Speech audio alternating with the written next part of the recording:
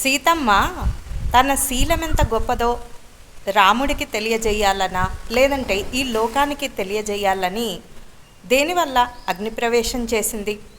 ఈ దిక్కుమాలిన లోకము ఒక యుగంతో వదలలేదండి సీతమ్మను.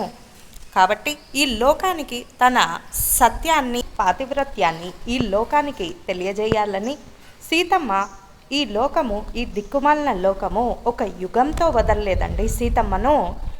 రాముడెంత గొప్పవాడని తెలియజేయటానికా, లేదంటే రాముడికి తన పాతివ్రత్యాన్ని నిరూపించుకోవడానికా, లేదంటే ఈ లోకానికి తన పాతివ్రత్యాన్ని నిరూపించుకోవడానికో దేనికోసమని ఈ అగ్నిప్రవేశం చేసిందా అని చూసుకుంటే, రాముడు తన భార్య మీద ఎటువంటి అపకీర్తి కానీ నింద కానీ పడకూడదని ఈ అగ్నిప్రవేశానికి ఒప్పుకుంటూ ఉంటాడు.